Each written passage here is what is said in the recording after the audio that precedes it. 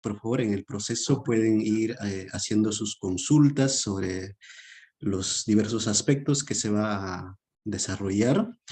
En ese sentido, una vez más, doctora, le damos la bienvenida y escuchamos, por favor, atentamente su clase. Muy buenas tardes, todavía en el Perú, asumo que ya en Argentina ya están noche, creo, hay una diferencia de 2 horas. Sí. Sí, correcto, aquí son las 20:30 ya. Bueno, muy buenas tardes para todos y para todas. Ante todo quiero agradecer a Becker por haberme invitado a dar esta clase. Quiero preguntarles si pueden visualizar correctamente mi presentación. ¿La tienen a la vista? Sí, se ve bien. Perfecto, perfecto, muy bien. La comparto en PDF porque suele funcionar mejor que el PowerPoint. El PowerPoint a veces es muy pesado como programa y se cuelga. El PDF corre mejor normalmente, por mi experiencia usando Zoom. Bueno, como bien nos presentaban recién, en esta cuarta clase vamos a hablar de metodología de investigación cualitativa, y dividí la clase en 2 partes. Una primera parte de nociones generales para introducirnos al mundo de la investigación cualitativa y entender de qué se trata este enfoque o este paradigma de investigación, y una segunda parte donde vamos a ver los instrumentos de recolección de datos de tipo cualitativo. La idea es hacer la primera parte, hacer una breve pausa de 5 o 7 minutos para estirar un poco las piernas, tomar agua, un café, etc. Y después regresar y continuar con la parte de instrumentos, porque si no la verdad es que 2 horas recorrido a veces se hace un poco largo, sobre todo en una clase virtual. Bueno, ustedes ya han visto esto en las clases anteriores, porque lo vi en el programa, pero es bueno recordar dónde estamos posicionados y posicionadas, o sea, de qué estamos hablando, en qué parte del proceso de investigación nos situamos. Cuando formulamos un proyecto de investigación, tenemos que poder determinar ciertos aspectos básicos. En primer lugar, ¿qué queremos investigar? Es decir, el tema de investigación. ¿Cuándo y dónde vamos a hacer esa investigación? Los recortes temporal y espacial, ¿qué periodo vamos a estudiar? ¿Qué territorio vamos a estudiar? ¿Qué nos vamos a preguntar sobre ese tema? El problema y la pregunta de investigación. ¿Desde qué perspectivas teórico-conceptuales vamos a abordar ese tema y el problema? Marco teórico. Y lo que nos vamos a ocupar en esta clase es de cómo lo vamos a investigar. La metodología hace al cómo. ¿Cómo vamos a responder esa pregunta de investigación y cómo vamos a dar cumplimiento a los objetivos de investigación? Entonces es importante tener en cuenta que estamos posicionados en este aspecto, en el definir el cómo de la investigación. La investigación es secuencial, quiere decir que tenemos que seguir un orden. Yo no puedo formular la metodología si no tengo seleccionado el tema o no formulé previamente la pregunta, pero a su vez, y sobre todo en investigación cualitativa, lo vamos a ver en un rato cuando veamos los caracteres de este tipo de investigación, tiene un carácter iterativo. ¿Esto qué quiere decir? Que hay idas y vueltas en el proceso. Si bien hay una secuencia que tenemos que cumplir, esto no es tan rígido. Sobre todo es más flexible que en investigación cualitativa. Y teniendo en cuenta, cuantitativa, perdón. Teniendo en cuenta este esquema, por ejemplo, yo siempre les digo a mis alumnos, yo doy clases de taller de tesis, y les digo que cuando piensen la pregunta de investigación, ya tenemos que empezar a pensar en qué tipo de metodología. ¿Por qué? Porque hay en la pregunta de investigación aparecer claves metodológicas. Hay tipos de preguntas que por su naturaleza requieren un abordaje cuantitativo y otras que requieren un abordaje cualitativo. Por ejemplo, si yo quiero estudiar la evolución de un fenómeno macroeconómico, seguramente lo haga desde una perspectiva cuanti. Si yo quiero comprender el funcionamiento de un determinado grupo social, eso remite a una perspectiva cualitativa. Entonces es importante entender que si bien está esta secuencia y este orden, cada paso del proyecto se va concatenando y es necesario que ya, cuando pensemos la pregunta, empecemos a imaginarnos qué tipo de enfoque metodológico podríamos utilizar para responder esa pregunta. También, a título de breve introducción, una discusión histórica muy importante para hablar de investigación en ciencias sociales y sobre todo de investigación cualitativa es si hay un solo método o hay varios métodos científicos. Generalmente se habla del método científico como si fuera único, pero en realidad ya hace bastante tiempo que el monismo metodológico, es decir, la creencia de que existe un solo método, que tradicionalmente era el de las ciencias naturales, el método experimental, fue abandonado como paradigma. Y se adoptó en cambio el dualismo o pluralismo metodológico, que esto es muy importante para las ciencias sociales porque a través de este paradigma o esta vigencia del pluralismo metodológico, las ciencias sociales empiezan a ganar estatus de ciencias. Con el monismo metodológico se sostenía que si una ciencia no podía adoptar el método experimental, no podía ser considerada ciencia. En cambio, el pluralismo metodológico va a sostener que existen tantos métodos como ciencias, y que estos métodos van a ir en consonancia a las particularidades del objeto de cada disciplina científica.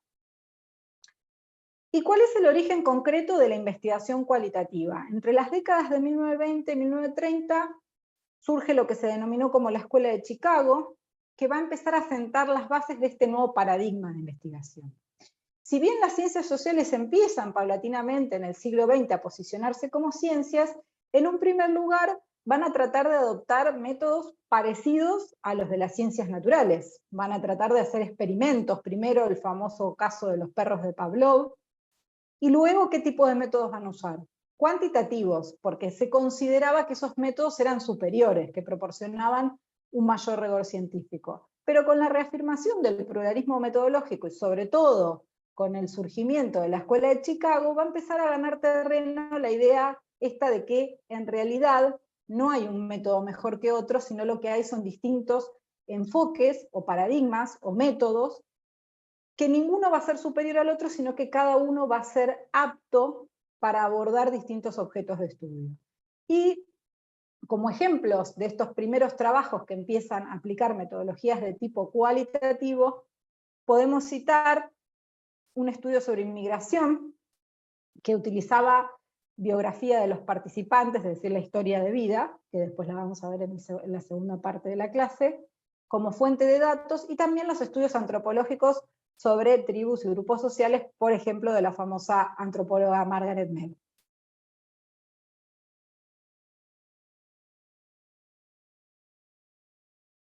Bueno, la primera decisión, entonces estamos, para recapitular un poco, nosotros estamos situados, dijimos, en este momento de la investigación, del proyecto, de la elaboración del proyecto o plan de investigación, que es en la definición del cómo. Y la primera decisión que tenemos que tomar, entonces, es qué tipo de enfoque, diseño, paradigma, lo van a ver expresado de diferentes maneras en distintos textos, pero en definitiva estamos hablando de lo mismo. La primera decisión que tenemos que tomar es si vamos a adoptar un enfoque cuantitativo, cualitativo o mixto. ¿Y por qué es importante y necesario determinar este enfoque, o este enfoque, paradigma o tipo de método? ¿Qué es lo que va a determinar en primer lugar? Lo que nos va a determinar, en un primer lugar, es la forma de aproximarse al objeto de estudio. No es lo mismo, y ahora vamos a ver algunas diferencias más concretas en este sentido, la forma en que nos aproximamos a nuestro objeto de estudio si adoptamos un enfoque cuantitativo que si adoptamos un enfoque cualitativo. En segundo lugar, el tipo de técnicas que vamos a utilizar, cómo vamos a producir y a analizar los datos. Cada uno de los enfoques cuanti y cualitativos tiene distintas técnicas que responden a diferentes lógicas. También el tipo de datos a obtener. Si yo aplico un enfoque cuantitativo, voy a obtener datos cuantitativos, datos que permiten cuantificar, medir. En cambio, si adopto un enfoque cualitativo, el tipo de datos van a ser datos usando este concepto de la antropología, de la descripción densa, datos que permiten describir, comprender la realidad social. no cuantificarla, sino que quieren explicar algo más, quieren comprender en realidad, la palabra es la comprensión. Y por último, que tiene que ver también lo primero, la relación del investigador con ese objeto y esos datos, que ahora lo vamos a ver con mayor profundidad cuando veamos las diferencias entre estos dos enfoques. ¿De qué depende la decisión de adoptar un enfoque cuantitativo, cualitativo o mixto? Es decir, combinar ambos enfoques.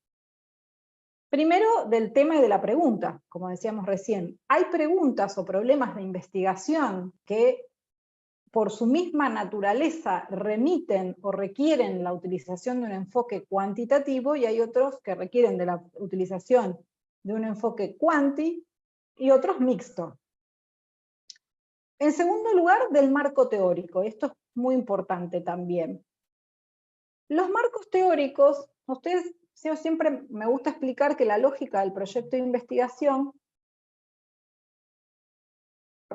es una lógica de embudo. Suena medio burda la analogía, pero creo que grafica cómo tenemos que entender la lógica del proyecto. ¿Por qué? Porque nosotros vamos a ir de lo general a lo particular, vamos a ir bajando los niveles de abstracción. Nosotros vamos a partir de algo muy general, que es la definición del tema de investigación, y sobre ese tema vamos a tener que ir haciendo distintos recortes y distintas precisiones, el recorte temporal, el recorte espacial, es decir, voy a investigar la pobreza. ¿La pobreza dónde?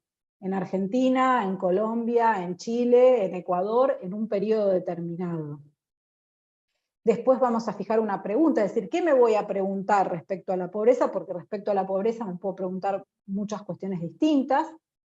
Después vamos a redactar los objetivos, y el marco teórico va a ser ese instrumental que nos va a permitir abordar teóricamente el objeto de estudio. ¿Y cuál es esta relación entre el marco teórico y la metodología?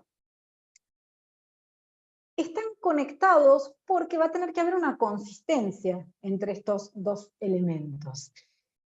Supongamos que yo, siguiendo este ejemplo de comprender el fundamento de determinados, el funcionamiento, perdón, de determinadas dinámicas sociales. Bueno, yo en mi marco teórico, que lo voy a hacer a través de un enfoque cualitativo, en mi marco teórico voy a tener que definir cómo entiendo, por ejemplo, a la sociedad.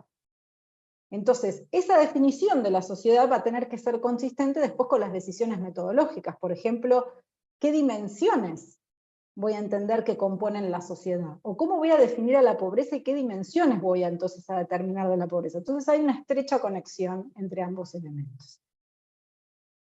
Y también es muy importante, y esto siempre hago hincapié, la formación y el perfil del tesista o del investigador.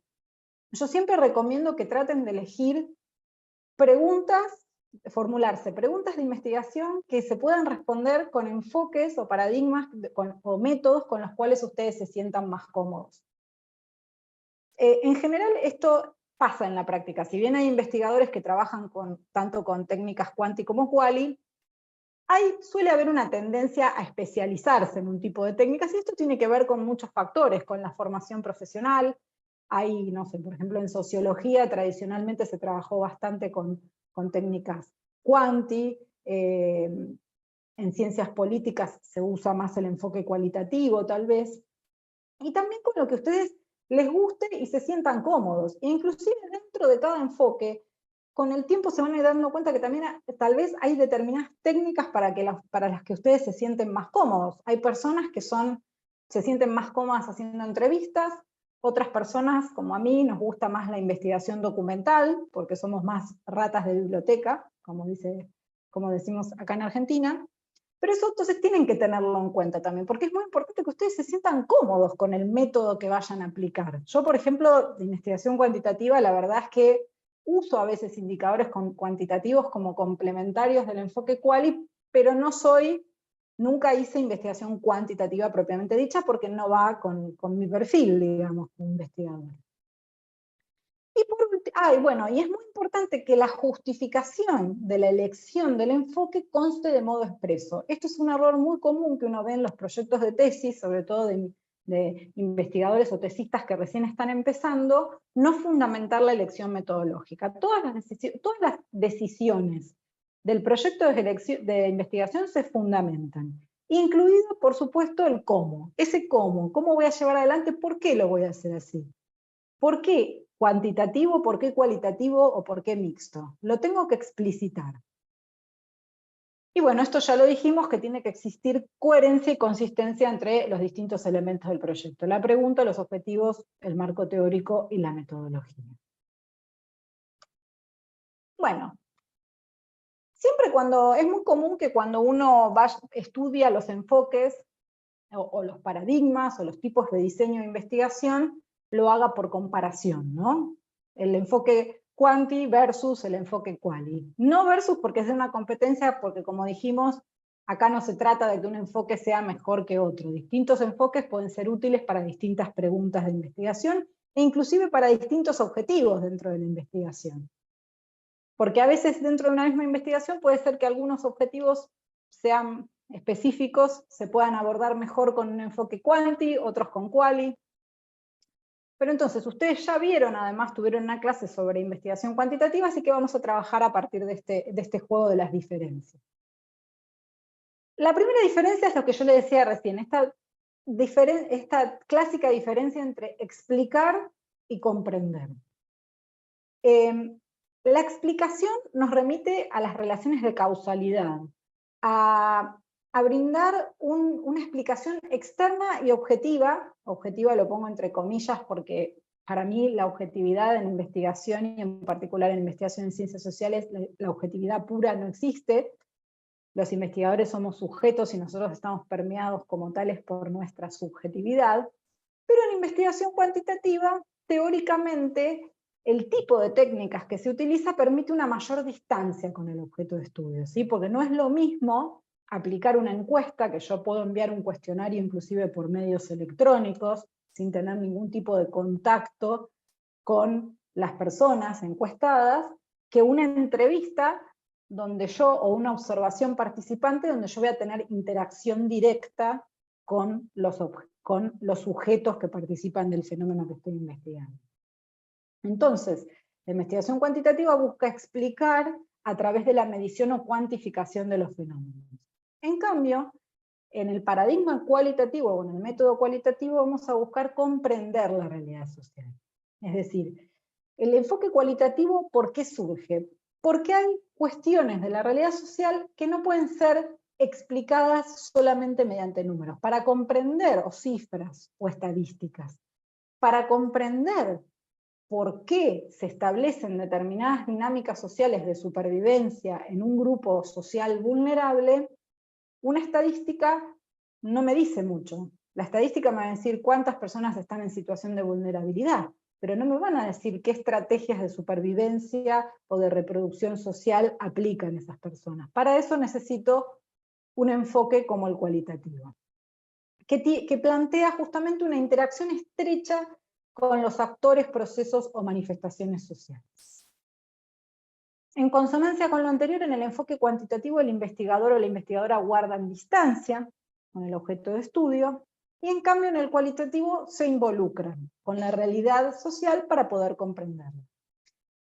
El enfoque cuantitativo aplica un diseño rígido. Tal vez, seguramente hayan visto que los instrumentos de producción de datos de tipo cuantitativo requieren una validación previa. Si yo voy a aplicar una encuesta, tengo que probar ese cuestionario previamente. En la investigación cualitativa, esta es una pregunta muy común. Lo he visto en muchos grupos de Facebook y demás, que dice, ¿se valida el instrumento cualitativo? No, el instrumento cualitativo no se valida. Uno puede pedir una opinión de algún experto, pero validarse un proceso de validación formal como el enfoque cuanti, no existe. Y entonces el diseño va a ser flexible o iterativo, esto que ya mencioné al principio. ¿Por qué? Porque una vez que yo validé una encuesta, que la probé, no voy a poder cambiar esa encuesta, porque si la cambio la tengo que validar de nuevo. En cambio, en la investigación cualitativa, como los instrumentos son flexibles, yo puedo diseñar un cuestionario de entrevista, una guía de preguntas, y darme cuenta que tal vez esa guía no funciona bien. Entonces al segundo entrevistado ya no le voy a aplicar esa guía inicial, sino que la voy a modificar. Y otra distinción muy importante que suele hacerse es que el enfoque cuantitativo aplica el razonamiento deductivo, porque parte de premisas generales para llegar a conclusiones también generales. En cambio, en la investigación cualitativa, el razonamiento es de tipo inductivo. ¿Por qué? Porque yo estudio un universo muy reducido, parto de casos particulares y a partir de ahí intento generalizar.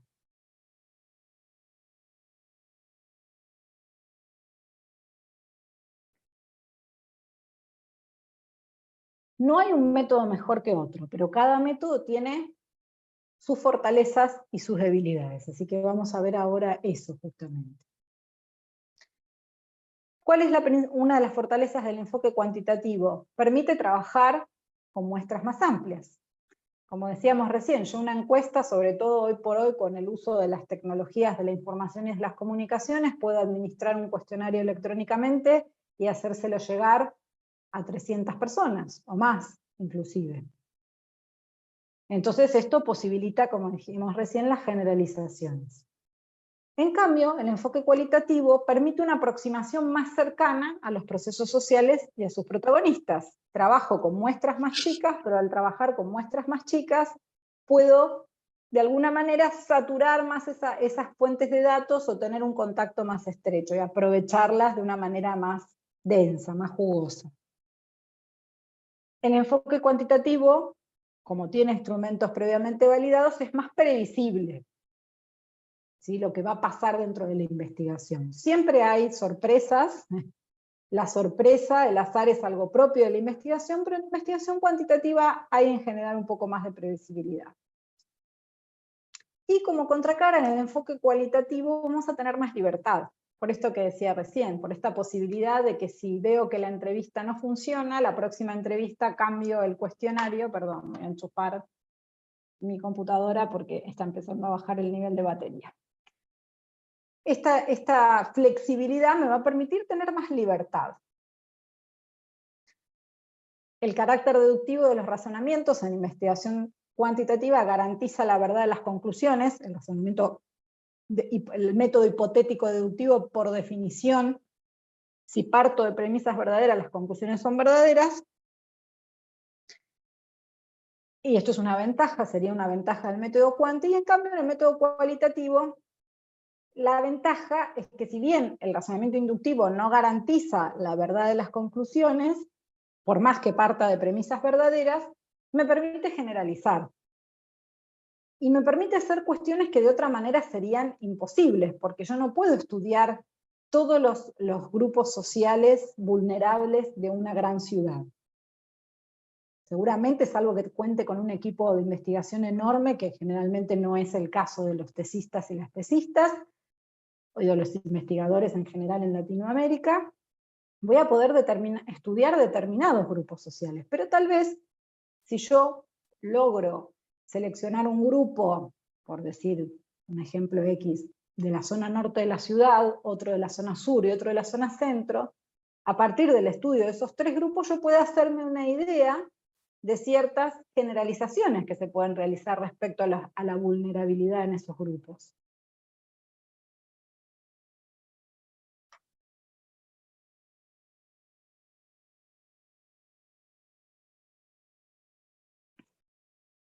Y al revés, ¿cuáles son las debilidades o los riesgos de cada enfoque? No existen los métodos perfectos, todos los métodos tienen debilidades o riesgos, que no los vamos a poder eliminar, pero sí que es importante que estemos conscientes de esto. Yo siempre digo que no hay que enamorarse, no hay que fetichizar los métodos son instrumentos, y como tales tienen fortalezas y tienen debilidades, y es importante estar conscientes de cuáles son esas debilidades y limitaciones para poder elegir el método que más se adecue a nuestras necesidades. En el enfoque cuantitativo, el todo es más que la suma de las partes, y las partes pueden ser distintas que el todo. ¿Esto qué quiere decir? Cuando yo, siguiendo con el ejemplo de la encuesta, cuando yo hago una encuesta y después armo, por ejemplo, no sé, un gráfico de torta diciendo el 50% me contestaron que, no sé, cualquier cosa, que los programas de televisión que vieron sobre durante su infancia condicionaron su percepción respecto a X fenómeno. El 20% contestó que no lo condicionaron y el 10% no contestó, X. Eso es una generalización, pero yo ahí no puedo mirar qué es lo que pasa dentro. Dentro de ese 20, 50% o del 20 o del 10. ¿Qué pasa? ¿Todo es igual o hay distintas situaciones? Dentro del 30% de, supongamos que hago el estudio de barrios vulnerables, pero con un enfoque estrictamente cualitativo. El 30% tiene trabajos en negro, para hablar en más propiedad, trabajos precarios, ¿sí? Lo que antes se decía trabajo en negro. Trabajos precarios, precarizados. Pero ¿qué hay dentro de eso? ¿Qué hay dentro de esa bolsa de datos? No es lo mismo hablar con cada familia y saber cómo vivencian esa realidad. Y como contraparte, en el enfoque cualitativo, enunciar conclusiones generales a partir de análisis de casos particulares puede suponer riesgo en cuanto a las validez de las conclusiones obtenidas. Es lo que decíamos recién, no garantiza la verdad de las conclusiones. Y hay que ser muy cuidadosos a la hora de generalizar. Si bien es una ventaja el poder generalizar, porque si no hay fenómenos que no los podríamos abordar, también tenemos que ser cuidadosos. Siempre uno en investigación cualitativa tiene que tomar este recaudo de no incurrir en la tentación de decir, bueno, porque este caso es así, todos los casos parecidos son iguales, se rigen con las mismas reglas. En el enfoque cuantitativo, esta necesidad de apegarse al diseño inicial nos limita un poco nuestra creatividad, nuestra libertad, y a la posibilidad de ir enriqueciendo el trabajo, los resultados a partir de los mismos hallazgos. En investigación cualitativa hay una constante retroalimentación. En investigación cualitativa yo hablo con una persona, cuando se aplica, por ejemplo, el criterio de muestreo bola de nieve, hablo con una persona y esa persona me refiere a otra y voy entrevistando. Esto no existe en investigación cuantitativa. Y como contracara de este beneficio, en investigación cualitativa tenemos que estar siempre alerta, para no perder de vista estas adecuaciones. Porque esto es bueno siempre y cuando yo esté alerta y me dé cuenta de esto. A ver, ¿qué me está diciendo esta persona? Me dijo que entreviste al referente barrial o a la referente barrial, ¿sí? Bueno, entonces lo tengo que hacer. Si es un actor importante, tengo que ir a entrevistar. O los datos me están diciendo que la teoría que yo pensaba aplicar no es la mejor para definir. En general, en investigación cuantitativa también pasa esto. No es lo que yo les estoy diciendo son generalidades, ¿sí? No quiere decir que esto siempre sea así, pero en general, en investigación cuantitativa, la relación con la teoría es más rígida también. En cambio, en investigación cualitativa existe lo que se llama la teoría basada en datos, o la teoría fundamentada, donde yo, a partir de la realidad, puedo construir teoría, o puedo darme cuenta que mi marco teórico no era el más adecuado para explicar esa realidad social que estoy abordando. Lo que ya lo dijimos al principio, la realidad social no siempre es medible o cuantificable. A veces se necesita algo más que la estadística, o algo diferente. Bueno, y algo típico, esto yo creo que es la crítica más acérrima que ha recibido, más fuerte que ha recibido la investigación cualitativa, y por la cual muchos o muchas todavía hoy siguen tachando a la investigación cualitativa de pseudocientífica o de no rigurosa, etc., es que corremos un riesgo de perder distancia con el objeto de estudio. Si bien en investigación cualitativa buscamos esa estrechez de contacto para poder comprender la realidad social, no debemos perder ciertos parámetros mínimos de rigor científico. Si yo me involucro con el objeto de estudio al punto que estoy totalmente permeado por mi subjetividad y no puedo tomar distancia de ese objeto de estudio y ver qué me está diciendo sobre la realidad, esto es un problema.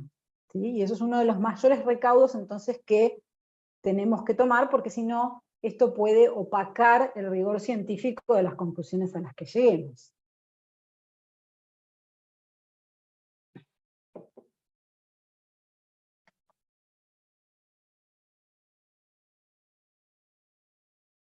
Bueno, entonces acá vamos a hablar de algo que se ha puesto muy de moda últimamente, que si bien no estaba expresamente planteado como contenido, me pareció interesante abordarlo, porque es básicamente por esto, porque es algo que se ha puesto de moda, y yo siempre advierto a mis estudiantes sobre esto, que es el enfoque o diseño mixto.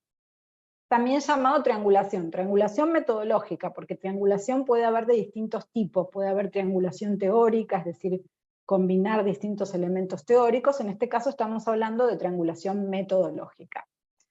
La triangulación significa, desde lo metodológico, en combinar técnicas propias del enfoque cuantitativo con técnicas propias del enfoque cualitativo. ¿Para qué surge este enfoque mixto, este diseño mixto o esta triangulación? Justamente para tratar de potenciar las ventajas de cada enfoque que acabamos de ver y superar o minimizar las limitaciones de cada uno de ellos. Suena ideal, ¿no? Por eso se puso de moda también. Acá estamos, lo que decía recién, que supone combinar técnicas propias del enfoque cuanti con el enfoque quali.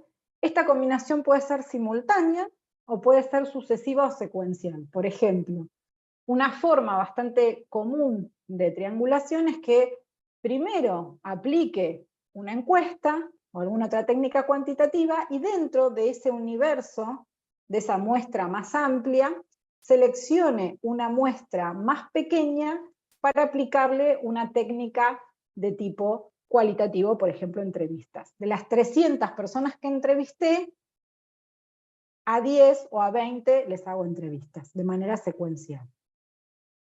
Y esto es lo que decía recién.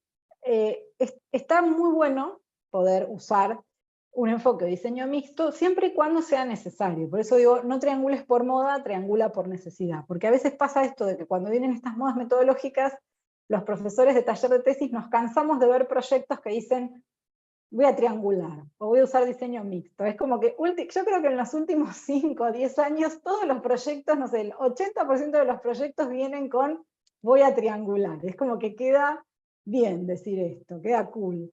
Y en realidad, como hablábamos al comienzo, y refuerzo esto porque me parece que es una idea central que quiero que se lleven de esta charla, es muy importante poder fundamentar las decisiones metodológicas.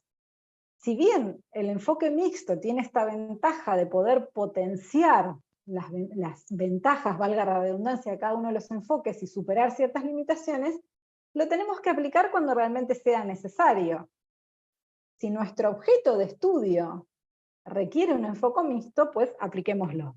Y si no, pues no. Y nunca nos olvidemos de fundamentar por qué consideramos que para ese objeto de estudio, inclusive, esto lo vamos a ver con mayor profundidad en la segunda parte, pero hablando de enfoques, como yo les decía recién, inclusive la fundamentación muchas veces es por objetivo de investigación, porque hay un objetivo específico que requiere un enfoque cuanti y otro que requiere un enfoque quali. Entonces ahí en ese caso yo siempre igual recomiendo que el planteo metodológico se articule con el marco teórico y con los objetivos específicos.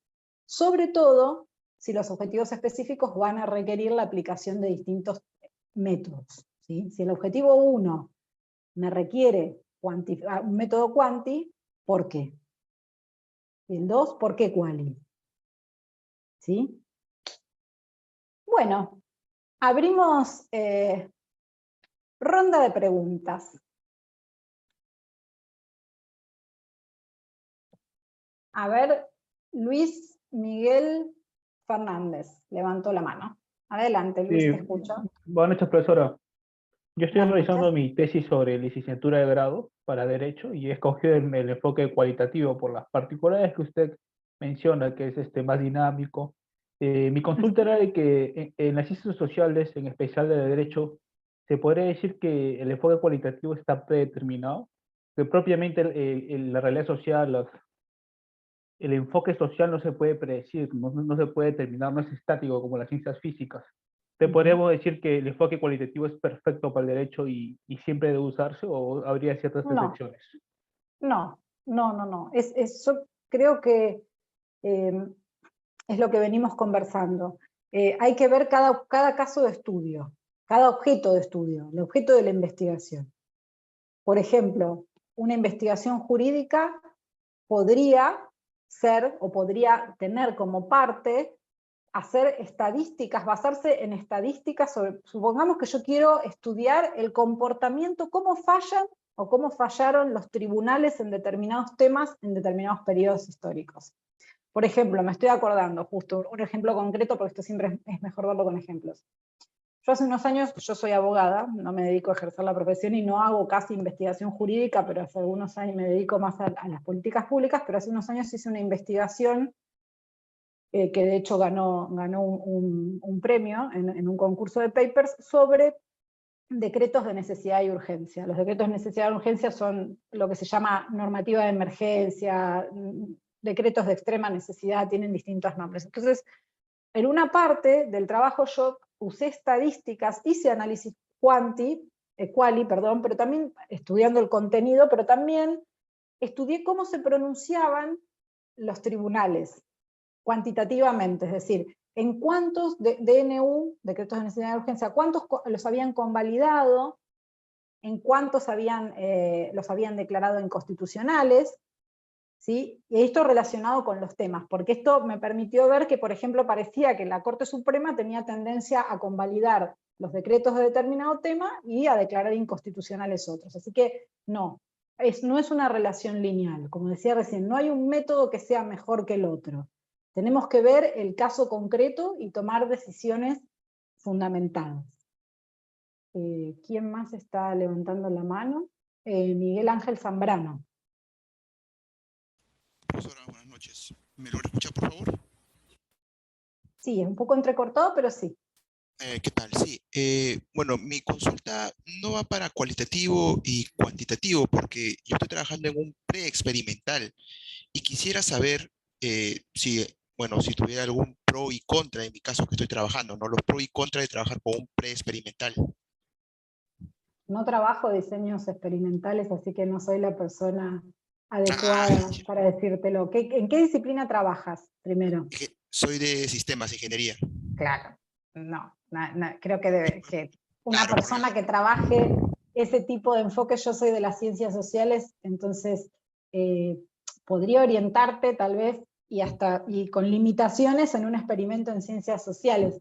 Tampoco conozco qué significa preexperimento. Yo conozco método experimental y cuasi experimental. No sé si el preexperimento lo asimilan a lo cuasi experimental. Podría ser también, a veces le llaman cuasi, ¿no? Depende del autor. Bien. ¿No? En este caso Sí, el cuasi. Sí. En este caso de cuasi, ¿me podría apoyar algo?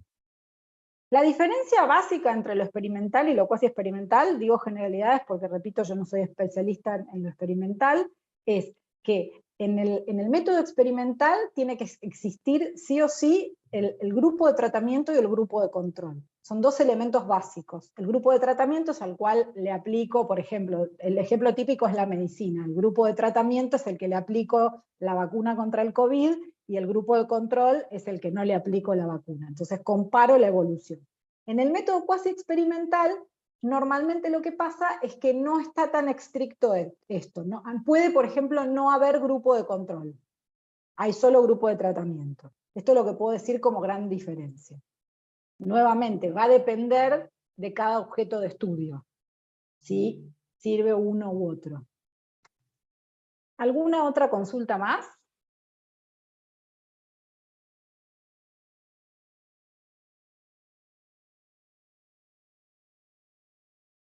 ¿Nadie? Bueno, cuando hay pocas consultas yo siempre digo, ¿fue muy claro o no se entendió absolutamente nada? Bueno, a ver, ahí sí, ahí están. Guadalupe. Gracias, doctora. Mire, quería hacerle una consulta. Bueno, tenía una idea errada, creo. Cuando estaba elaborando mi proyecto de tesis, ahora estoy en desarrollo, sí. Me observaron de que el enfoque que debía de indicar en mi proyecto era cualitativo. Pero de acuerdo a lo que usted indica, creo que es cuantitativo, ¿no? Porque yo estoy recopilando información para 4 de mis objetivos recopilar información para determinar un índice, ¿no? Y esta recopilación de información se escala y luego se determina en un número. Y para el quinto... Cuantitativo. Y para el quinto es una aplicación de encuesta a 3 tipos de actores, 2 tipos de actores. Ya ve, muchas gracias, doctora. Sí, así como lo dices, suena 100% cuanti. No sé por qué te dijeron quali. O sea, es difícil a veces opinar sin ver, pero lo que me estás explicando, hacer índices y todo eso es cuantitativo, netamente. Román. Buenas noches, doctora. Mi consulta va en el sentido de que yo trabajo en una universidad y cuando el jurado evalúa las tesis, se presentan justamente este tipo de discusiones respecto a lo quali y quanti, ¿no? Y, por ejemplo, han habido casos donde en el recojo de información, a través de las técnicas y los instrumentos, obviamente, han cuestionado, por ejemplo, una investigación cuantitativa, han señalado que no lo es porque el instrumento solo plantea preguntas que se responden en la escala de Likert, ¿no? Mucho, poco, nada, ¿no? Entonces dicen, pero ¿dónde está lo cuántico? Ellos, o sea, miran como que lo cuantitativo tienen que haber cantidades, porcentajes, importes. ¿Es correcto esta apreciación, doctora? Buena pregunta. En realidad la encuesta es un instrumento cuanti, para mí. O sea, para mí la determinación es por el tipo de instrumento. Esa es mi opinión. Pero si me dejan en el break, chequeo esto específico de Likert, a ver cómo está considerado. ¿Sí? Este caso específico. Porque como me está haciendo referencia a un ejemplo específico, prefiero antes de darle una respuesta concluyente mirar ese caso específico, a ver cómo está considerado, porque puede ser que haya una consideración particular. Para mí, si es encuesta, es cuantitativo. Sí, pero bueno, voy a hacer esta salvedad, voy a mirar eso para poder darle una respuesta más fundamentada. Sí, ¿alguna pregunta más? ¿Alguna pregunta más? Y ya estaríamos cerrando para ir a tomar un café. Cerrando esta primera parte, no se me escapa.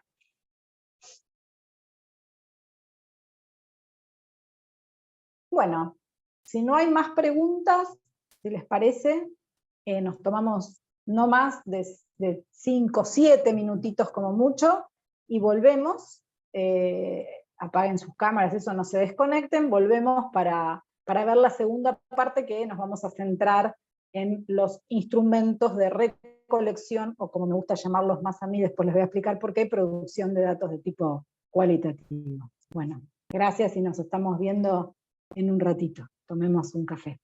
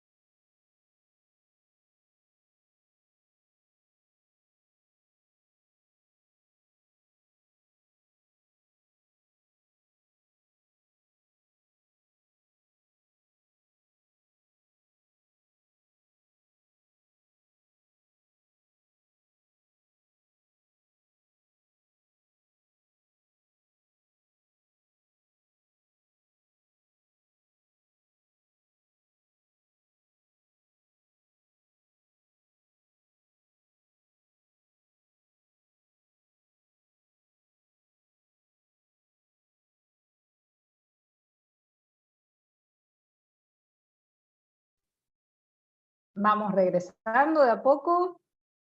¿Están por allí?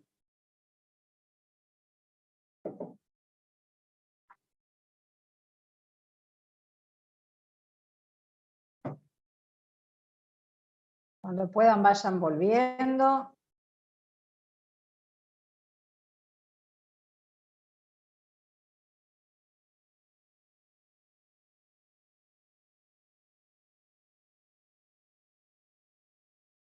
No sé si está presente quien preguntó lo de la escala de Likert. Sí, doctora. Román Vilches. Estaba leyendo así muy rápidamente. Aparentemente hay ahí como una especie de discusión o de posibles interpretaciones, y depende cómo se construya el instrumento, puede ser que o sea, algunos dicen es un instrumento cuantitativo, pero produce dato quali. O sea que hay que ver cada caso concreto cómo está planteado. Puede ser correcta la observación del jurado en ese caso. Se lo contesto así, de manera por lo que puedo investigar, porque la verdad que no me especializo en el tema, pero aparentemente sí es cierto que no necesariamente es interpretado como cuantitativo. Sí, correcto, gracias, doctora. No hay de qué. Bueno, si voy a ir compartiendo la presentación de la segunda parte. Bueno, vamos a empezar porque ya creo que pasaron los 7 minutos que pusimos como tiempo máximo. Si hay alguien que todavía quedó perdido o perdida con el café, será incorporando. Bueno, esta segunda parte, como dijimos al comienzo, la vamos a dedicar a las técnicas de producción de datos. ¿Por qué digo producción o recolección y no recolección? Es muy común escuchar recolección. A mí me gusta más decirle producción por una cuestión de que creo que el dato es algo construido, es un constructo del investigador o la investigadora. Pero bueno, esto es una opinión personal. Si dicen técnicas de recolección no está mal, simplemente les expongo por qué a mí me gusta más hablar de la producción de datos, porque el dato es algo que yo genero en el contexto de la investigación. Como yo siempre digo, los datos no andan ahí, no los recojo de un árbol, sino que los genero con un fin específico, que es dar respuesta a una pregunta concreta de investigación y dar cumplimiento a unos objetivos de investigación concretos. Una aclaración importante: no vamos a ver todas las técnicas de producción de datos cualitativas, vamos a ver las más comunes, porque si no tendríamos que hacer un seminario específico sobre técnicas cualitativas, y no es la idea. La idea es hacer algo como un paneo más general que les permita a ustedes llevarse una idea de cuáles son las técnicas cualitativas principales de producción de datos, y en función de eso pueden seguir ampliando con bibliografía y en su propia experiencia y práctica como investigadores e investigadoras.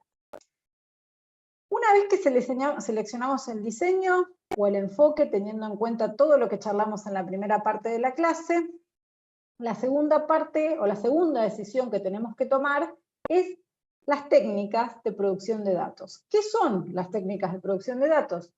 O de recolección, si quieren llamarlas así. Son los dispositivos que nos permiten, como decía recién, generar la información necesaria para dar cumplimiento a los objetivos y, a su vez, sumando todo esto, dar respuesta a nuestra pregunta de investigación.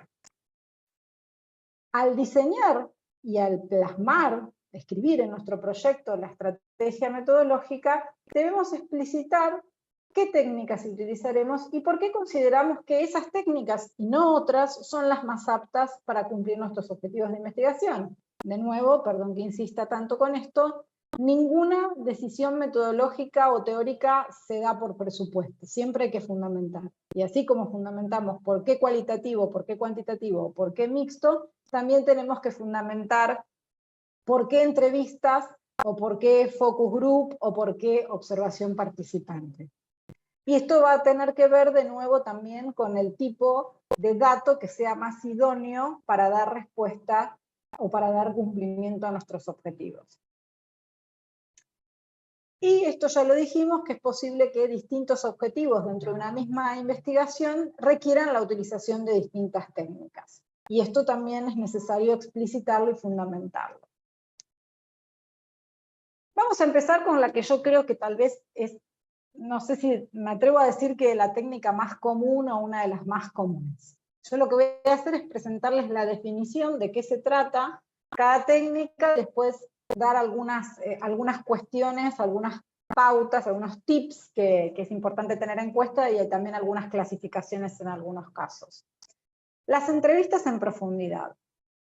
Ander Egg, que es un autor que siempre recomiendo, sobre todo para quienes son investigadores nobles, para quienes se inician en la investigación en ciencias sociales, en uno de sus libros, que es Técnicas de Investigación Social, define a la entrevista como una técnica de investigación que consiste en una conversación entre dos personas, por lo menos, en la cual una asume el rol de entrevistador o entrevistadora y otro u otros de entrevistados, y estas personas dialogan con arreglo a ciertos esquemas o pautas acerca de una situación determinada.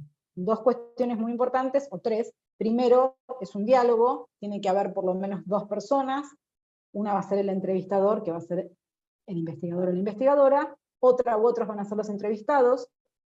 No es un diálogo caótico o sin sentido, sino que hay un esquema determinado. Ahora vamos a ver las clasificaciones de la entrevista y cuán rígido o no puede ser este esquema.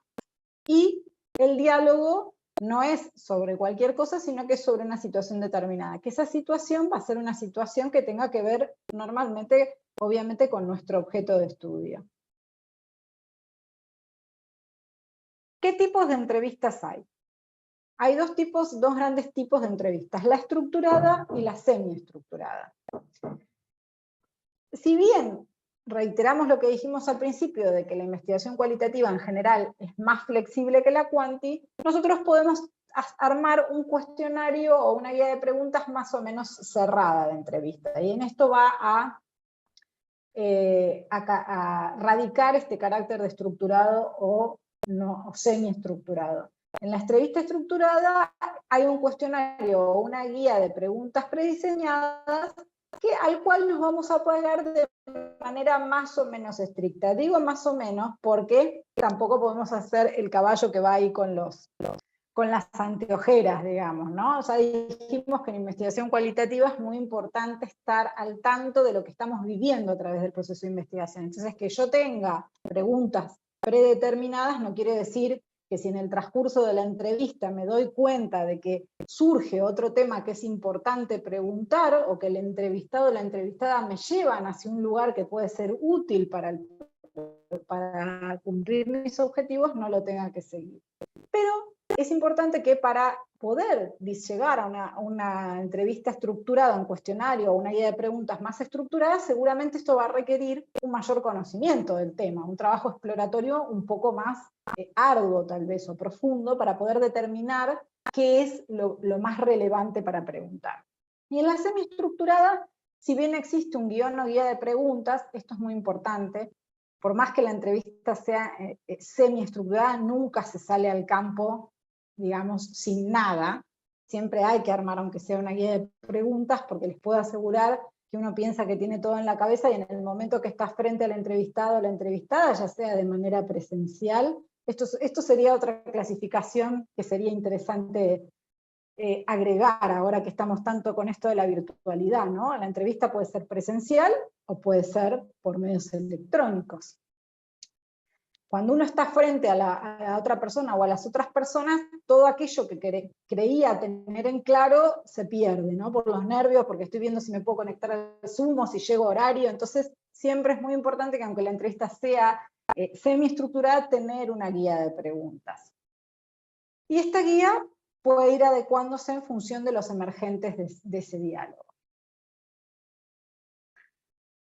Pautas generales a tener en cuenta basadas en errores comunes que todos alguna vez cometimos o estuvimos a punto de cometer, y que veo muy frecuentemente en los estudiantes y las estudiantes.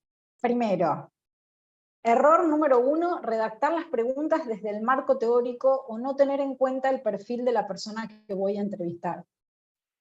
No es lo mismo ir a hablar con una persona de una población vulnerable que ir a hablar con un alto funcionario de gobierno, no porque lo estoy planteando desde un punto de vista de discriminación y desigualdad, sino que yo tengo que tener todo lo contrario, tengo que tener en cuenta, si quiero llegar a buen puerto, tengo que tener en cuenta el perfil de la persona, qué lenguaje maneja, Si yo a una persona que no tiene formación básica, primaria, le quiero hablar con palabras que sean muy complejas, seguramente eso va a generar, no voy a obtener la información que necesito, y además voy a generar una situación incómoda. Esa persona se va a cerrar, o inclusive puedo frustrar la entrevista. Entonces es muy importante, y desde esto no preguntar desde el marco teórico. Me ha pasado muchas veces que alumnos me traen, mire profesora, aquí armé la guía de preguntas, y le preguntan, por ejemplo, no sé, estoy tratando de pensar alguna categoría teórica X. Siguiendo con este ejemplo de los barrios vulnerables, ¿qué piensa usted de los procesos de exclusión y marginación social? No, esas son categorías teóricas. Yo tengo que buscar referentes simples y concretos que me remitan a esas categorías teóricas, y después, porque el marco teórico es mío. El marco teórico es otro constructo del investigador o de la investigadora basado en antecedentes previos para yo interpretar la realidad. Yo tengo que producir datos que me hablen o me remitan a ese marco teórico, pero no preguntar desde el marco teórico. Lo he visto muchas veces a esto, por eso se los digo. No deben herir susceptibilidades ni generar situaciones incómodas, ya sea porque preguntamos de una manera que no debemos preguntar, porque hay temas que son delicados y son especialmente sensibles, tenemos que tener en cuenta qué tipo de temas estamos abordando. No es lo mismo hablar de una cuestión meramente administrativa, por ejemplo, como el funcionamiento de una oficina pública, que hablar sobre un fenómeno de abuso u otra situación delicada. Y, muy importante, parece obvio, pero hay que formular preguntas que permitan recabar información necesaria y relevante. Y esto tenemos que hacer un ejercicio de releer las preguntas y ver si realmente, porque algo que voy a repetir cuando hablemos de observación, esa situación puede ser única. Esa persona tal vez no quiera o no pueda volver a ser entrevistada, entonces no desaprovechemos esa oportunidad. Seamos cuidadosos y prestemos mucha atención que lo que estemos preguntando sea realmente el mayor jugo. Nosotros en Argentina tenemos una frase que es sacarle el jugo a una situación. Saquémosle el jugo a esa situación en el buen sentido de la palabra, que sea una situación fructífera para nuestra investigación. Y para eso hay que saber hacer las preguntas justas. Otra técnica de producción de datos cualitativa muy común, que la mencionamos recién cuando vimos uno de los ejemplos de estas primeras investigaciones cualitativas de la Escuela de Chicago y demás. Las historias de vida. ¿En qué consisten las historias de vida? En recuperar el relato de los protagonistas, de aquellos que vivieron o fueron testigos de un determinado fenómeno, y hablando de particular de sus vivencias, trayectorias, experiencias, etc. Es una técnica que está muy emparentada con las entrevistas en profundidad. De hecho, es posible que en algún texto lo vean como una categoría dentro del género entrevista, pero la particularidad que tiene es que la entrevista puede versar sobre cualquier tema, y en realidad la historia de vida está específicamente destinada a lo biográfico, ¿sí? A los datos históricos, a las vivencias. Por ejemplo, no sé, típicos temas que podrían ser estudiados a través de una historia de vida: trayectorias escolares, trayectorias familiares, todo lo que tenga que ver con las historias de las personas, ¿sí? Y de los grupos sociales. Otra técnica cualitativa muy utilizada: la observación. Es un procedimiento de recopilación, otra vez tomando Anderegg, o producción de datos, que consiste en utilizar los sentidos, vista, oído, olfato, tacto inclusive, para observar hechos y realidades sociales presentes. Muy importante. Ahora voy a decir por qué. Y en el contexto real en donde desarrollan normalmente sus actividades. Es decir, yo voy a la Asamblea Legislativa, supongamos que estoy estudiando los procesos legislativos, supongamos que estoy estudiando un fenómeno educativo, voy a la Asamblea Legislativa, voy al aula y observo, escucho, ¿sí? Inclusive depende del objeto de la investigación, puede ser relevante otras cuestiones. Los antropólogos, por ejemplo, en esta cuestión de la descripción densa, a veces aparecen hasta referencias a olores o a cuestiones que pueden ser relevantes para entender el contexto en que está sucediendo un determinado hecho social. ¿Por qué remarco esto de presentes? Porque me ha pasado que varias tesistas, a veces fue más de una, han puesto en sus proyectos que iban a utilizar observación participante para observar algo que ya había pasado. Esto puede parecer obvio, pero a veces cuando uno no está muy atento surgen estas confusiones. Si yo quiero estudiar un proceso legislativo que ya terminó, no lo puedo estudiar por observación. Podría hacer investigación documental, podré entrevistar a sus protagonistas, pero no lo puedo observar. Yo puedo observar algo que está pasando en el mismo momento que estoy llevando a cabo la investigación. Y otra palabra muy importante es esto del contexto real. ¿Por qué? Porque la entrevista y la historia de vida, por ejemplo, no necesariamente se dan en el contexto real. Yo puedo juntarme a hacer una entrevista o una historia de vida en un bar, en un café, en un Zoom, y no necesariamente ese es el espacio en el que sucedieron los hechos sobre los cuales versa la entrevista. Entonces, la observación tiene esta particularidad, y por eso es considerada una técnica muy enriquecedora. Al igual que las entrevistas en profundidad, se considera que hay dos tipos principales de observación, la participante y la no participante. En la participante, el investigador o la investigadora interactúan con los sujetos, se involucran en el fenómeno o dinámica a investigar. Ejemplo típico de la antropología, que es la disciplina social por excelencia que utiliza la observación, aunque hoy en día se ha extendido a muchas otras disciplinas, como ciencias políticas, educación, etc. Voy a observar el comportamiento de una tribu y participo del ritual, tomo el brebaje, ¿sí? O voy a participar, supongamos que estoy observando un proceso de participación ciudadana, una asamblea que se está realizando para garantizar la participación ciudadana en una decisión con posible impacto ambiental, y tomo parte de ese proceso. Opino, levanto la mano y opino. Y en cambio, en la observación no participante, el investigador solo contempla, no interviene ni participa en el fenómeno. Voy al aula, pero me quedo callado, solamente callada, escucho a la maestra y a los alumnos interactuar. Algunas pautas o tips a tener en cuenta.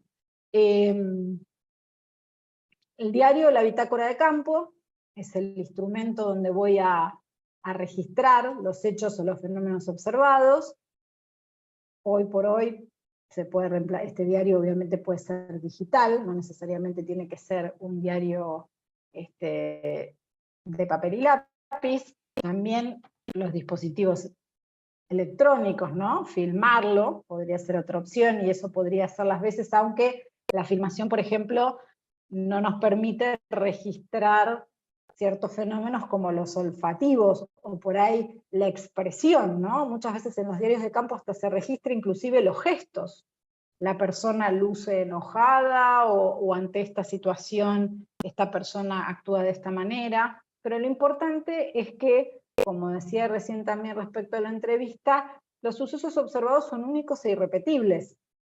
Eso que está pasando en ese momento no va a volver a pasar. A mí me gusta mucho el jazz, en una época iba a escuchar mucho jazz, y un dueño de un local donde me gustaba ir, acá en Buenos Aires, que a su vez era músico, lamentablemente falleció hace unos años, una persona maravillosa, muy importante, por toda su labor cultural, siempre decía que la música en vivo tenía ese encanto adicional de que no se volvía a repetir, porque como los músicos tocaban esa noche, no iban a volver a tocar. Entonces es muy importante este registro de lo que está sucediendo, porque no se va a repetir. Bueno, la técnica que yo más uso, y que está un poco vapuleada, ¿no? Pero bueno, ahora vamos a hablar un poco de eso también. Así como no hay métodos mejores que otros, tampoco hay técnicas mejores que otras. Esto es importante también, porque también está esto de la fetichización de las técnicas, ¿no? Pasa un poco que un investigador o una investigadora se enamoran de una técnica y la fetichizan. ¿Sí? Esta técnica es la mejor, no hay otra, Y al igual que lo que dijimos de los métodos, no hay técnicas mejores o peores, son distintas, sirven para dar cuenta de diferentes fenómenos, y es importante que no todos tenemos el mismo perfil. Yo soy una convencida de eso, como les decía al principio. Hay algunos que somos como más, nos sentimos más a gusto, o somos mejores para hacer investigación documental, otros son mejores haciendo entrevistas, otros son excelentes etnógrafos u otras, y esto no quiere decir que una cosa sea mejor que la otra. La investigación documental tiene una particularidad, que es que trabaja con lo que se denomina fuentes secundarias. Las técnicas que venimos viendo hasta ahora, entrevistas, observación, historias de vida, trabajan con fuentes primarias. ¿Qué quiere decir trabajar con fuentes primarias? Fuente primaria quiere decir que yo tengo acceso directo al dato, y que ese dato está producido, específicamente, por eso también me gusta hablar de producción y de no recolección, está producido específicamente para dar cumplimiento a los objetivos de investigación. ¿Sí? Ese diario o bitácora de campo lo escribí yo para cumplir mi investigación. No me lo dio otra persona, no se escribió en otro contexto. En cambio, en la investigación documental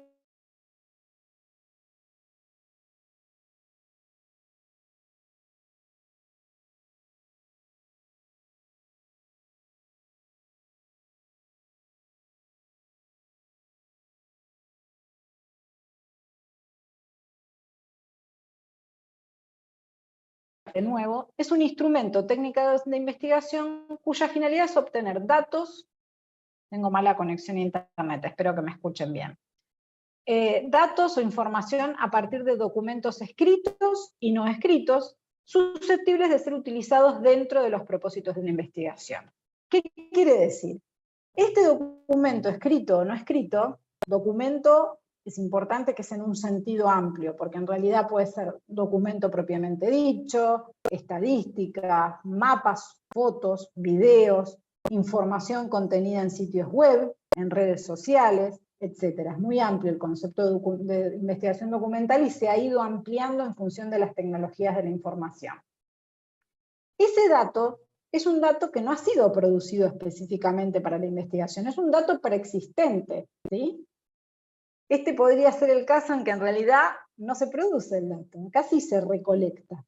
Pero lo que va a pasar es que esa recolección va a estar junto a una asignación de sentido. El investigador no solamente va y dice, bueno, yo encontré esta foto en este archivo histórico, sino que le voy a asignar por ejemplo, no sé, supongamos, estoy estudiando el movimiento feminista en Argentina, o en cualquier otro país de Latinoamérica, o en la región, y encuentro una foto de la primera votación femenina. Entonces, esa foto por sí sola es una foto de la primera mujer que fue a votar. Pero si yo a esa foto la describo, no sé, describo la situación de contexto, cómo está esa mujer votando, en qué situación, hay un hombre que la está mirando, qué implica esa foto en términos de mi objeto de estudio, entonces le estoy asignando sentido. ¿Y por qué digo que no hay que menospreciar la investigación documental? En primer lugar, porque hay fenómenos que no se podrían investigar si no fueran por la investigación documental. Imagínense en la historia. ¿Cómo hacemos historia sin la investigación documental? Es imposible, porque no puedo entrevistar a... Tal vez si es historia reciente, sí. Si quiero investigar algo que pasó hace 5 años, sí. 10, 20, con suerte. Pero si es algo que pasó hace 50, tal vez los protagonistas ya no están. Obviamente observación, como dijimos, no vamos a poder hacer, pero tal vez la investigación documental es la única fuente. Por eso la importancia también de preservar los registros históricos, ¿no? Entonces, esa es la primera razón. La segunda es que realmente los documentos pueden ser fuentes en sentido amplio, fuentes muy interesantes de investigación. Y acá es muy importante también lo que pasó en la pandemia. En la pandemia hubo una revalorización muy importante de la investigación documental. ¿Por qué? Porque en los momentos más críticos era lo único que se podía hacer, o era una de las pocas cosas que podíamos hacer. Entonces se empezó a tomar valor ese registro documental que antes como, no, estos son fuentes secundarias, no sirven. Así que a no desvalorizar la investigación documental, ni ningún otro tipo de investigación, ni tampoco endiosar ninguna técnica. Pautas generales a tener en cuenta. La primera en realidad podría ser aplicable a cualquiera de las técnicas que venimos hablando, pero la voy a recalcar en esta, que es definir con precisión la muestra. Muy común en proyectos de investigación de investigadores e investigadoras nobles. Voy a analizar leyes y decretos. Eso es investigación documental, claramente. ¿Qué leyes? ¿Qué decretos? Voy a analizar los decretos, o se van a analizar los decretos adoptados para aquí el compañero que está haciendo investigación jurídica entre tal año y tal año, referidos a tal tema. Es decir, hay que definir la muestra de documentos. No basta con una investigación, con una alusión genérica. En sus estrategias metodológicas, si van a hacer investigación documental o cualquier otro tipo de investigación, pero especialmente estas, sean precisos, porque es muy común ver este tipo de cuestiones genéricas. Esto es súper importante, un error, diría que veo casi a diario, me atrevo a decir. No confundir los documentos como fuente con la bibliografía. Ojo con esto. Muy común. Ponen en el apartado metodológico investigación bibliográfica. En ciencias sociales, salvo el caso, esto es a veces un poco complicado de explicar, pero cualquier cosa, si queda alguna duda me lo preguntan. El único caso en que la bibliografía en ciencias sociales puede ser fuente es si yo estoy estudiando, por ejemplo, la producción teórica de determinados autores. Yo puedo hacer una tesis, hay tesis empíricas y tesis teóricas, esto no lo llegamos a ver porque, bueno, hay muchas cuestiones involucradas, pero una tesis puede basarse en el estudio de discusiones teóricas y la bibliografía, en ese caso, si yo quiero estudiar el pensamiento de un autor o grupo de autores, pasa a ser fuente de la investigación. Pero cuando la bibliografía en realidad es la bibliografía que describe el fenómeno que yo voy a estudiar, por ejemplo, bibliografía sobre el feminismo en Argentina o en América Latina, esa bibliografía no es fuente de datos. Esa bibliografía va a servir para construir los antecedentes y para construir el marco teórico. Así que, ojo, no confundir fuentes de datos documentales, leyes, fotos sobre el feminismo, las leyes que permitieron votar a las mujeres, registros fílmicos sobre la primera manifestación de mujeres en Argentina, o en Colombia, o en Chile, o en donde sea, no confundir esos que son fuentes de datos con bibliografía. Y muy importante también resguardar. Esto también es válido para cualquier técnica, resguarden los datos, sobre todo si van a hacer investigación en etnografía o investigación en redes, por ejemplo, o en internet, donde todo cambia muy rápidamente. Resguarden, hagan backup, se los digo por experiencia. Después cambia, la información desaparece y ¿dónde estaba ese dato tan importante que vi ayer? Bueno, etnografía, otra de las técnicas más utilizadas. En realidad acá hay como recién con el tema de las escalas de Likert, acá también hay como una discusión o distintas interpretaciones, por decirlo de una manera. Si es una técnica o es un método, algunos hablan del método etnográfico, o si es una combinación de técnicas. En realidad yo creo que es como una combinación de técnicas, digamos, porque en realidad dentro de la etnografía, los que hacen etnografía, que como les dije, generalmente, históricamente han sido los antropólogos y las antropólogas, pero actualmente ha extendido, como dice aquí, su aplicación a múltiples disciplinas, efectúan una combinación de técnicas, en particular la observación participante, la técnica por excelencia de la etnografía, las entrevistas, puede incluir inclusive investigación documental. Por ejemplo, yo puedo ir a estudiar un determinado grupo social y ver los objetos producidos por ese grupo, no sé, las cerámicas, los registros impresos, escritos, fotos, etc. Combino todas estas técnicas. Y lo que se busca acá es la aproximación estrecha a su objeto de estudio y este concepto que dijimos recién de la descripción densa, de poder describir un fenómeno social o cultural con una profundidad y un detalle muy, muy preciso.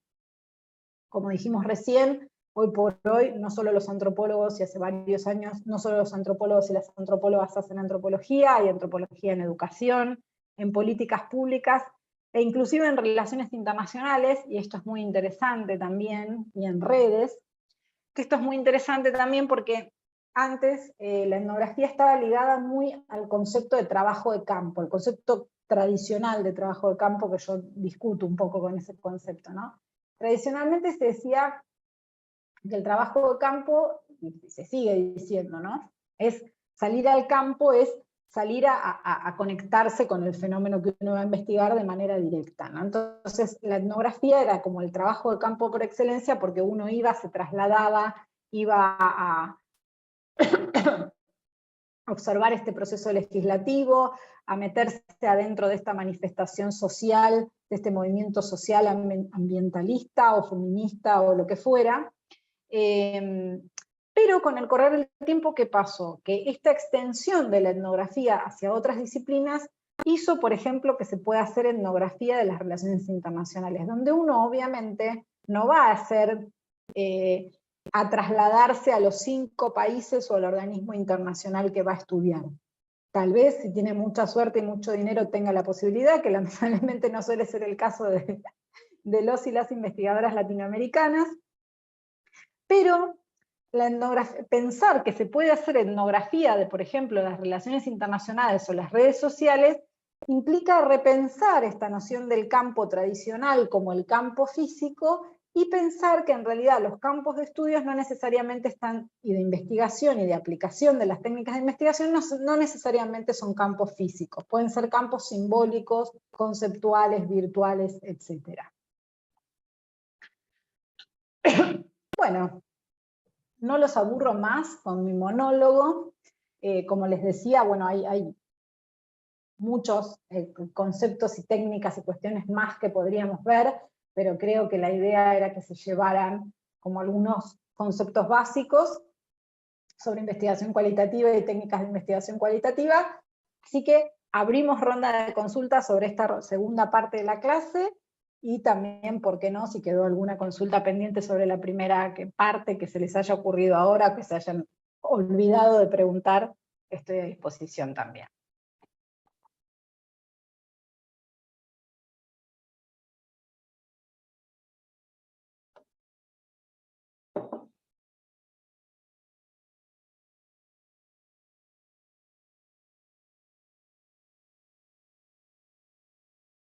¿Nadie?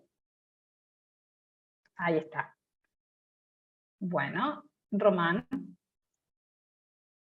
Sí, doctora Sabrina. Bueno, más que una pregunta, es un comentario, ¿no?, para conocer su opinión.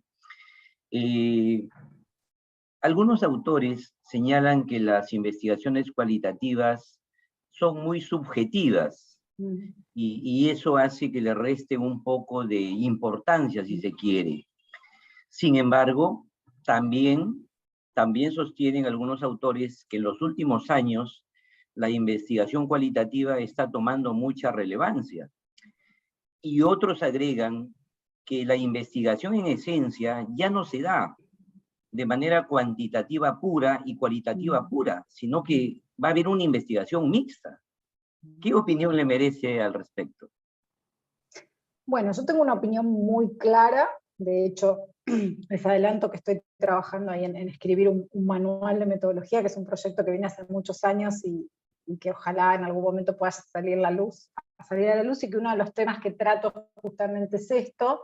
Mi opinión es que la objetividad, por lo que decía, no existe nunca. Ni siquiera en las ciencias naturales hay objetividad pura. ¿Por qué? Porque la investigación está hecha por sujetos, y los sujetos tenemos preferencias de todo tipo, tenemos ideologías, no somos neutros, no somos robots. Entonces, ya el solo hecho de decir que vamos a investigar un fenómeno determinado y no otro, ya es una decisión cargada de subjetividad. Entonces, para mí, ni siquiera en las ciencias naturales o exactas existe esta objetividad plena del investigador. Eso es mentira. Hay financiamiento, hay intereses económicos, hay subjetividad. Eso en primer lugar.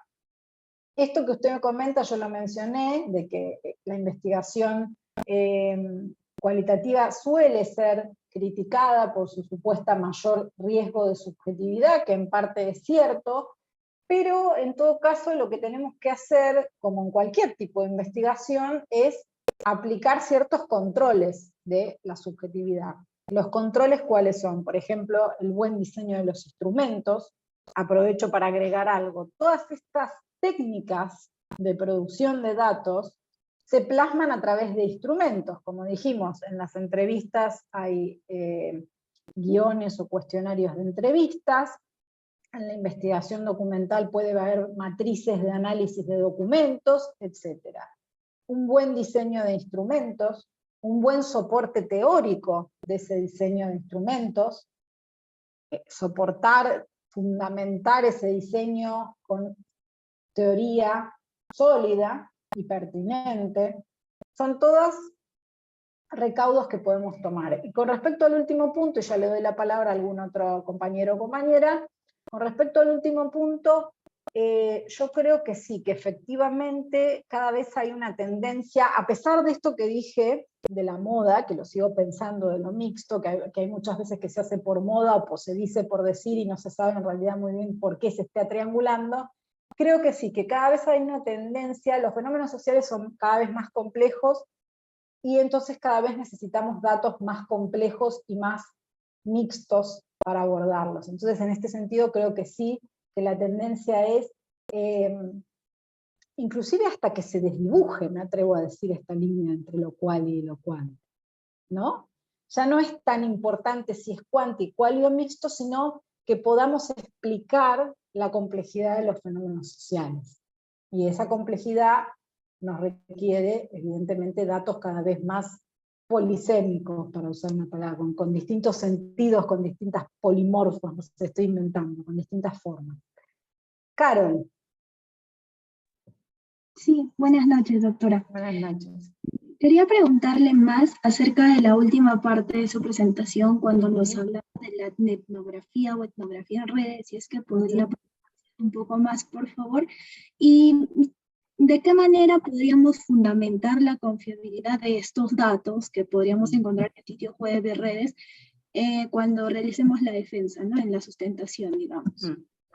Bueno, como les decía, esto ya se habla hace algunos años, pero ahora en la pandemia es como que hubo una eclosión, por esto que les comentaba recién, de que primero muchas cuestiones quedaron suspendidas, por ejemplo, pensar en hacer una etnografía presencial o una observación en plena pandemia, impensable. Recién ahora estamos volviendo a una cuasi normalidad, pero hasta por ahí no más. Entonces surge mucho esto de la etnografía o la etnografía en redes. ¿Qué significa esto? En pocas palabras, porque en realidad lo que pasa es que con esta redefinición del concepto de campo que se está dando a raíz de todo esto, de la etnografía de las relaciones internacionales, donde el campo pasa a ser algo más, un concepto más simbólico que físico, también cambia el concepto de etnografía. O sea, la etnografía pasa a ser, y ahí me atrevo como a ir un poco más allá, ya no es ni siquiera un método ni una combinación de técnicas, es una forma de aproximarse a la realidad social, ¿no? Creo que un poco pasa esto. Entonces, ¿qué sería la etnografía? La etnografía sería una forma de aproximarse a la información que está disponible en las redes sociales o en la web con una mirada un poco antropológica o etnográfica, con esta intención de producir una descripción densa de los fenómenos sociales.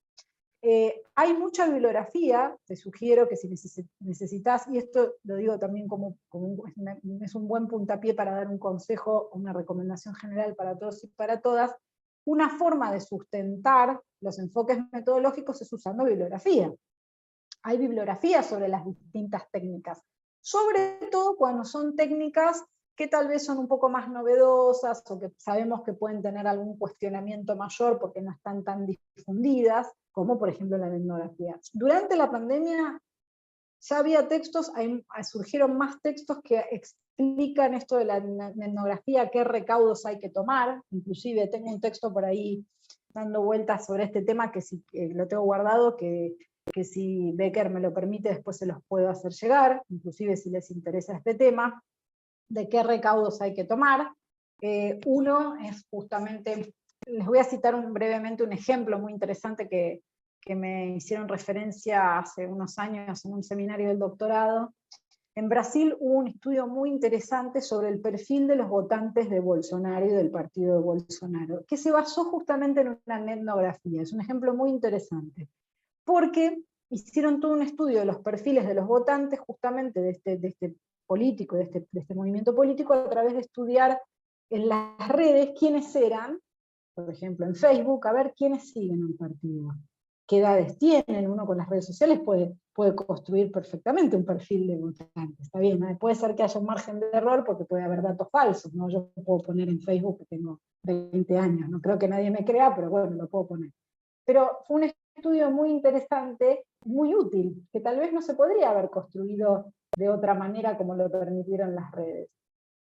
Lo que es muy importante es el resguardo de la información, la justificación de la pertinencia del enfoque, y bueno, como información complementaria sobre este tema específico, si los organizadores del curso me los permiten, le puedo hacer llegar bibliografía, un artículo que tengo guardado por ahí sobre etnografía en redes, que creo que les puede servir para tomar recaudos específicos. ¿Alguien más? Veo Miguel, que tiene levantada la mano, no sé si hay alguien más.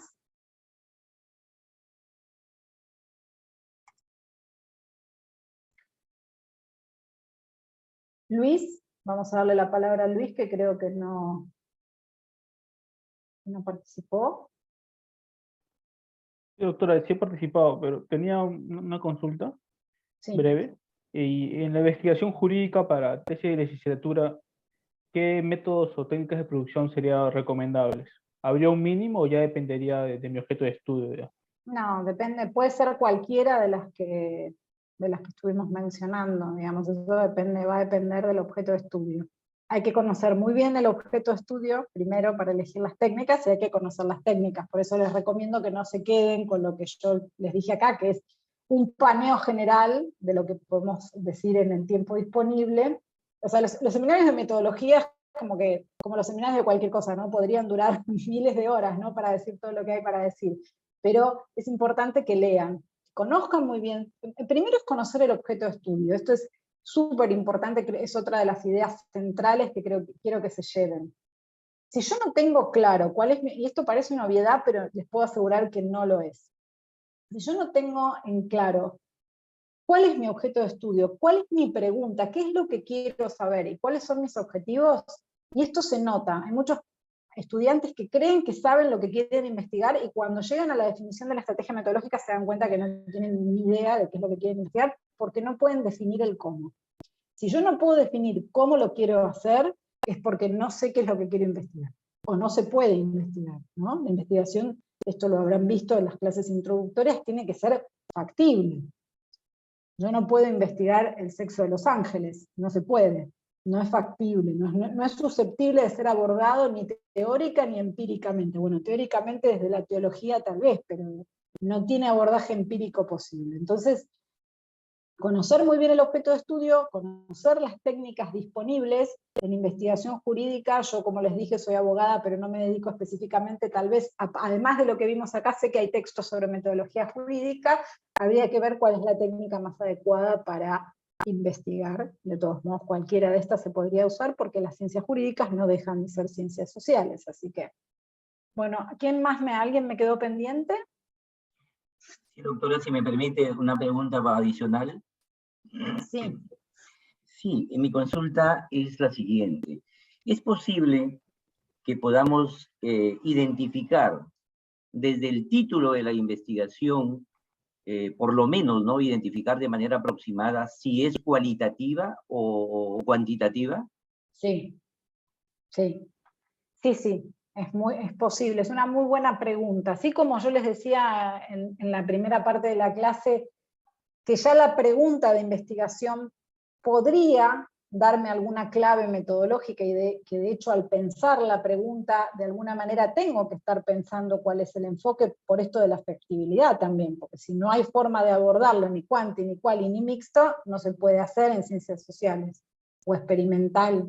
En ciencias sociales, bueno, el tema de si se pueden aplicar o no experimentos es controvertido, es una harina de otro costal, pero bueno, tiene que haber algún indicio metodológico y por supuesto también podría haberlo en el título. Por ejemplo, puede haber una tesis, análisis de la evolución de las variables macroeconómicas que explican la inflación en América Latina o en Argentina. Y eso claramente, ya hablar de variable macroeconómica es cuantitativo. Sí, claro que podría haberlo. No es obligatorio, pero pero el título puede ser una clave, ¿no? 2 personas más. Jorge, adelante, te escuchamos. Sí, buenas tardes, doctora. Mi pregunta va dirigida especialmente a las profesiones que son de carácter multidisciplinario. El caso específico, por ejemplo, la planeación o las ciencias ambientales. Mi pregunta sería, ¿cómo formalizar ese alcance de la investigación en consonancia con las técnicas de investigación? Es decir, actualmente tenemos un abanico de información y los fenómenos son extensos cada vez más. ¿Cómo podríamos lograr ese alcance de investigación? Bueno, otra muy buena pregunta, ¿no?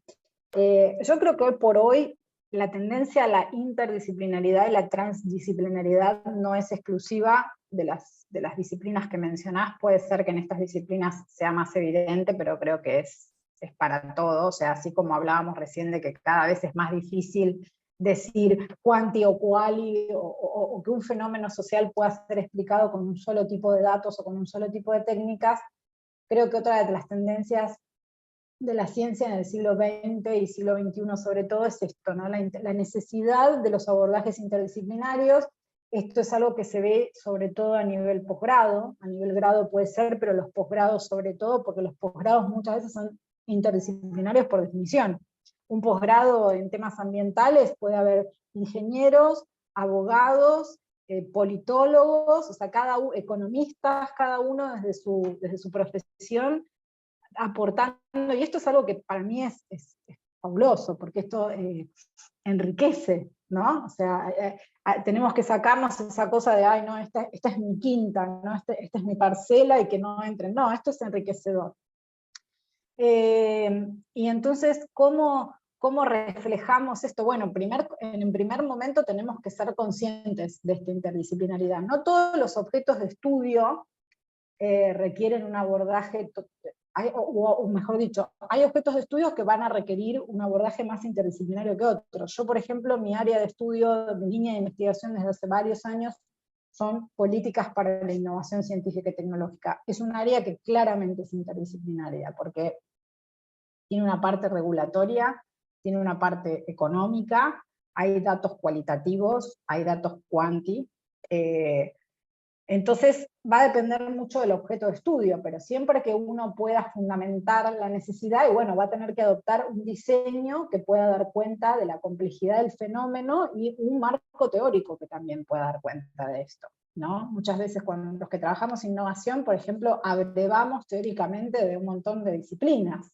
de la sociología, porque hay sociología de la innovación, economía de la innovación, entonces desde lo teórico y lo metodológico se puede claramente fundamentar, y bueno, lo medioambiental es un fenómeno, los fenómenos medioambientales son complejos, así que claramente creo que en la naturaleza misma del fenómeno puede estar el fundamento para un abordaje de tipo interdisciplinario desde lo teórico y desde lo metodológico, ¿no?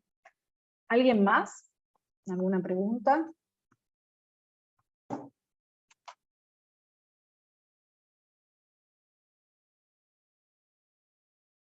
De nada, espero que haya respondido a la pregunta. Bueno, no veo, a ver si estoy viendo mal, no sé si hay alguien más que esté levantando la mano, a ver, voy a revisar por las dudas, me figura como que no.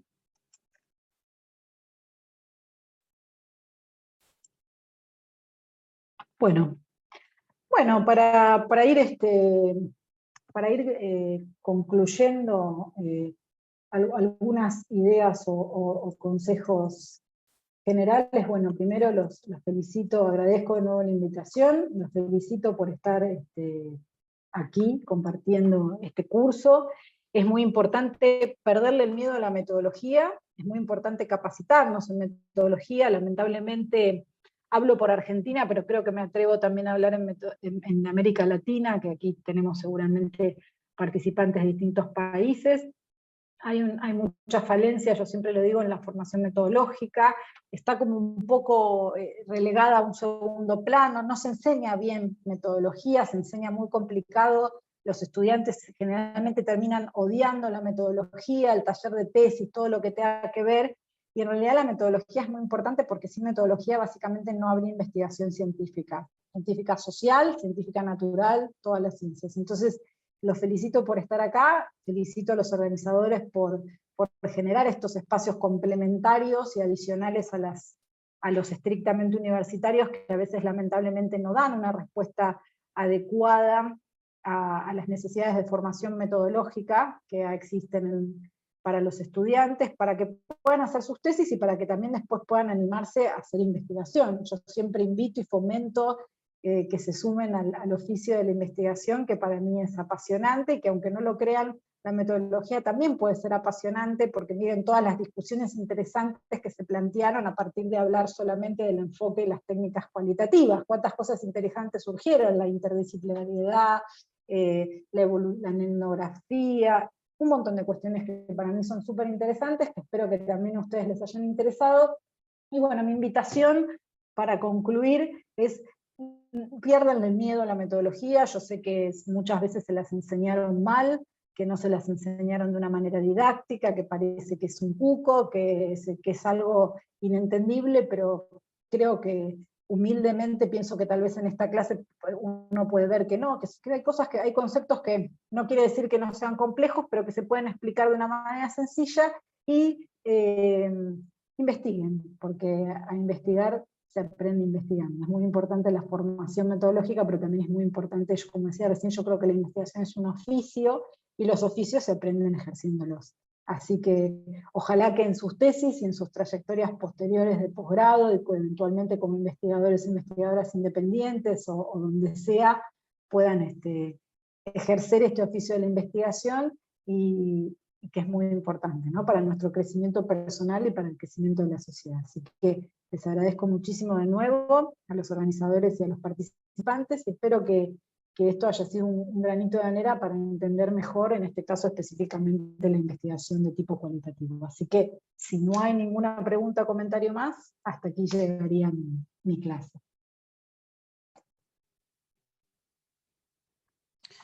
Muy bien, doctora. Entonces, muchas gracias por su clase, muy interesante como siempre. Ya estaremos haciendo las coordinaciones de manera interna. Pienso que las preguntas han sido absueltas. Perfecto. Perfecto. No sé si Muchísimas más bien por gracias. allí alguien más quiera decir algo. De lo contrario, estaremos cerrando en este momento. Perfecto. Muchas gracias a todos y a todas. Que tengan una buena tarde o una buena noche.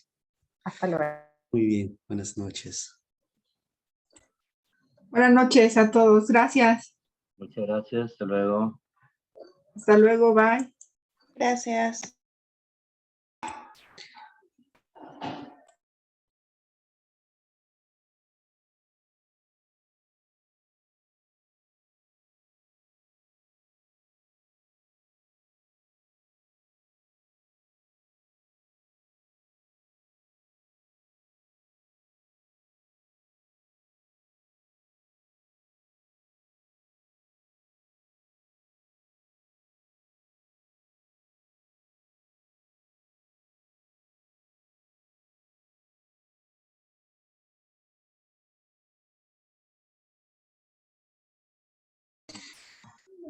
Mañana no, el día martes, las clases por